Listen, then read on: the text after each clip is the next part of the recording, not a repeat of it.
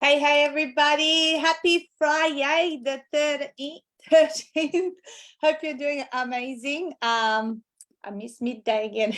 I'm not very good at, I don't know why I thought midday would be the time to, my phone's just gone on sound.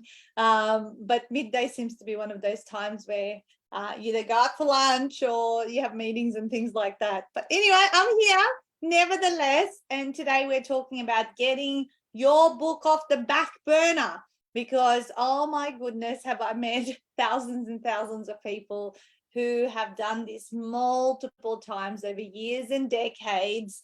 And I want to talk a little bit about a few strategies as to how you can get that book off the back burner, finally get it done and stop talking about it and start using it to share your story, your message, leverage your profile, and build your business. So how do you get it off the back burner? Well, I think a big thing you need to consider is your why. Okay, so why do you want to write a book? Why now? Is there a line in the sand moment as to why this is so important to you right now? Because unless there's a big enough reason why, you're not going to do the actions necessary, put in the consistency and follow through unless you build up a big enough reason why, right? And I actually probably would encourage you to sit down, get a piece of paper, and this might take you a few weeks to do, but to come up with 100 reasons why it's important for you to write the book, because there's usually different benefits that come from writing a book, right? It could be because of a healing journey. It could be because you need to build your credibility. It could be because it's something that you've had as a bucket list item. It could be because you want to help more people. You want to transition from one to one to one to many. Maybe you want to be considered as a speaker. So I've just named 6 whys someone would write a book, but they're usually quite personal to different people. And so my encouragement to you is to come up with 100. Now, you probably might easily come up with about 20, but I would encourage you to keep thinking in different directions. And even if there's small reasons, write them down. You probably will start with the higher level ones, but then go into, the smaller reasons. Another question I ask a lot of my budding authors is what would being a published author and having a book mean to you? What is the meaning? What would that feel like? What would it look like, right? And often when I ask this question, a lot of people get quite emotional, right? Because obviously, and you want to find that, right? You want to find the emotion, because when our why is connected to an emotional response, that's when we can make mountains move, right?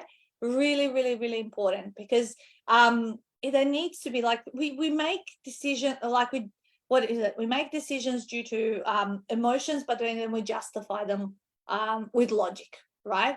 So you want to find where is that emotional why, and you might want to buddy up with somebody maybe that also wants to write a book, and then kind of talk to each other and say, why do you want to do it? Why do you want to do it? Tell me more about that. What would that mean? And, again, maybe kind of coach each other.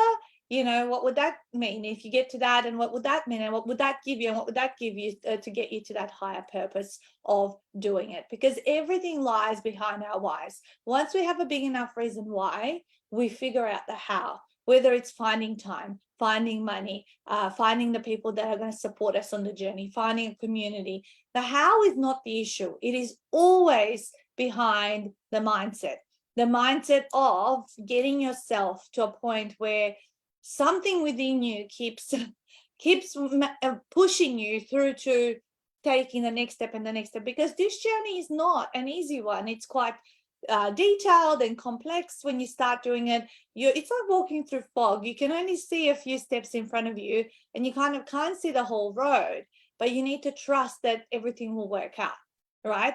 And by being able to overcome the little roadblocks that will appear on the journey, you're going to have to go back to your why. And so when you've written up your 100 whys, plaster them around in your office, right? Type them up, maybe if you need them typed up. And whenever you kind of want to cancel on yourself to not turn up for your writing block, whenever you kind of keep finding excuses why you can't get started, why you might feel a little bit stuck, go back to those lists, yeah? And that'll give you that fuel to kind of keep going, with it. Other things you can do is, create some rules around that you are going to stick to, that are going to be your commitment to yourself, that you're going to follow. And it's almost like, and maybe not just rules, but how about creating some little punishments, right? We do more to avoid pain than to experience pleasure, right? And so I think one of my mentors, a lot of you would have heard of him, Kerwin Ray. This is from the early days. I did a program of his, 13 years ago. And I know I think this exists in their programs, but the commitment that you write out for yourself, if you don't follow through, the punishment was that you had to eat a can of dog food, right? Now that's a bit extreme, but it's kind of funny and it kind of makes you feel really disgusted. I said I was going to do that, so I don't want to eat that dog food and all that kind of stuff. And it was like one of the exercises that they used to do, and it was actually quite effective and funny because people always remembered it and things like that. So maybe, what is a punishment that you wouldn't have to endure that is going to make you want to take that action to avoid the pain of that punishment, right?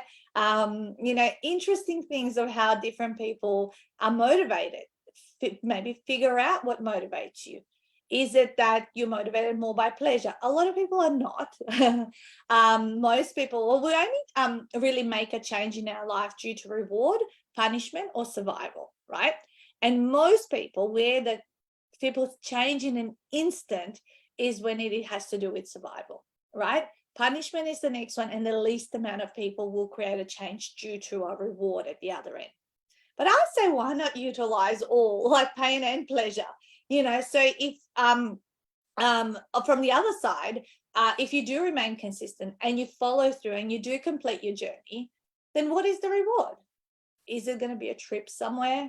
Is it going to be something that you do? It's a massive thing. So I think you need to think of a significant reward that you are going to enjoy, and have that carrot at the end of the journey that you're looking forward to. It's really, really powerful. Don't wait till it's too late.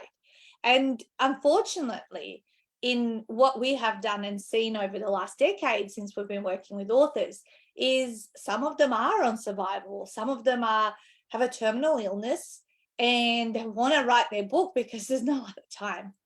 Time has run out, unfortunately. And that's really, really sad when I see things like that happen. But, I really also admire those people that, throw themselves into a project like this at the end of their lives and fulfill their legacy, because most people will go without having done it. And they deeply and deeply wanted to do it. So don't wait. You don't want to be in survival mode to decide to write your book. Create some rewards and punishments along the way. Create some rules around how you're going to stay consistent. Get that community around you and get that list of 100 whys it is important for you to write your book.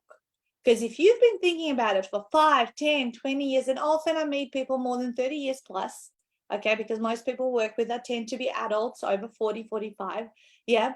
They will have thought about, you've been thinking about it for 30 years. So why have you been thinking about it? There must be lots and lots and lots of whys this has remained in your mind for 30 years.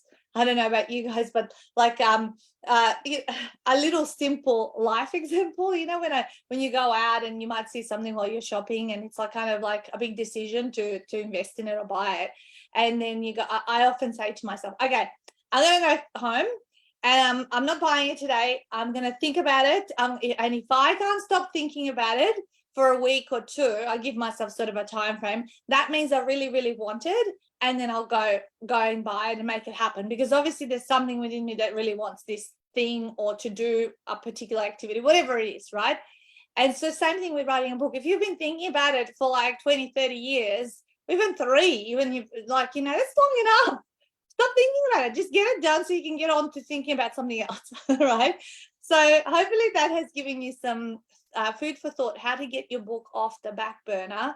And finally, your top priority, one of your top priorities. It doesn't have to be your number one, like family or health or whatever it is, for a lot of people, but it needs to be up there in the top 3 in order for you to create the priorities to make it happen. Okay, have an awesome weekend. Happy Friday the 13th. And I'll connect with you guys tomorrow. Hopefully at midday. It is the weekend, so I should definitely be able to make those midday time slots. All right, talk soon. Bye, guys.